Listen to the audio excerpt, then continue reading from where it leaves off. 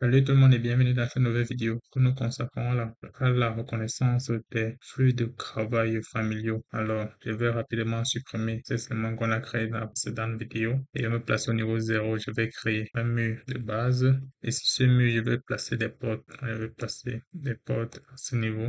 Je vais à ce niveau venir placer une fenêtre. Alors, pour reconnaître une famille, il suffit juste de cliquer. Par exemple, sur cette porte, vous allez voir dans le groupe de fonctions mode de l'onglet modification de porte, vous allez voir modifier la famille. Alors, si un élément comporte modifier la famille, alors cela signifie que c'est une famille d'éléments. Si ça ne comporte pas, il faut savoir que c'est un élément de base. Regardons par exemple le mur. Si on clique sur le mur, cette commande-là disparaît automatiquement. Donc, ça veut dire qu'un mur est un élément de base dans Revit. On ne peut pas créer des familles de murs. Concrètement, pour porte, on peut modifier la famille. C'est-à-dire, on peut créer une famille de porte identique à la fenêtre. On peut créer ou modifier la famille de la fenêtre. Donc, ça veut dire qu'on peut créer des familles de fenêtres. Mais les murs, par contre, vu que ça n'a pas de bouton de modification de famille, cela signifie que ce n'est pas une famille Revit. Là, on peut cliquer sur ça et on modifie la famille. Automatiquement, ça va nous renvoyer dans l'interface qu'on connaît déjà, qui est l'interface de création de portes.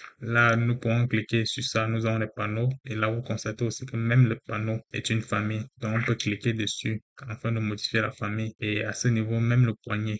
Donc, si je clique sur modifier, à ce niveau, ça nous renvoie au panneau de porte. Donc là, nous avons un panneau de porte créé, un modèle défini. Donc, vous allez voir, c'est simple extrusion. Et même le poignet de porte est une famille. On peut cliquer, modifier, et là, nous avons notre poignet de porte. Donc, l'ensemble des éléments modélisés dans Revit sont des familles. Donc, en maîtrisant la création des familles, vous pourrez en fait augmenter notre capacité à modéliser dans Revit. Donc, nous avons vu que chaque élément dans Revit était des familles. Là, c'est juste des simples extrusions. Et là, c'est une extrusion parchemin. Et là, une extrusion parchemin aussi. C'est sur des plans de référence. Là, vous pourrez voir bien que ce sont des plans de référence. Donc, en maîtrisant la création des familles, vous avez un bon outil pour pouvoir modéliser des maquettes réalistes. Et à cela, lorsqu'on associe des paramètres comme PSP afin d'identifier, de quantifier et d'évaluer les éléments, alors on a une maquette qui respecte les normes et les standards du BIM. Vous pourrez modifier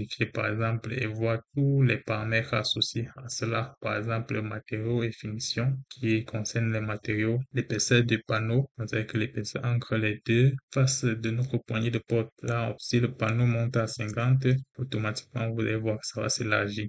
Nous avons la hauteur du poignet. Donc, si on met à 2 mètres, vous allez voir que la hauteur va aller encore plus haut. Je reviens, j'essaie de s'ancrer, vous avez vu que la hauteur allait plus haut. Donc, c'est comme ça qu'on reconnaît les flux de travail familiaux. Donc, si on voit, là, je ne l'ai pas extrait, si on voit modifier la famille, cela signifie que c'est une famille Revit et qu'on peut en créer de nouvelles familles. Si ça n'existe pas, cela signifie que c'est un élément de base, donc c'est prédéfini en Revit. Et là, il suffit juste de modifier les types pour créer de nouveaux types. Donc, c'était en fait ce qui concernait la reconnaissance des travails familiaux. On se retrouve dans la prochaine vidéo.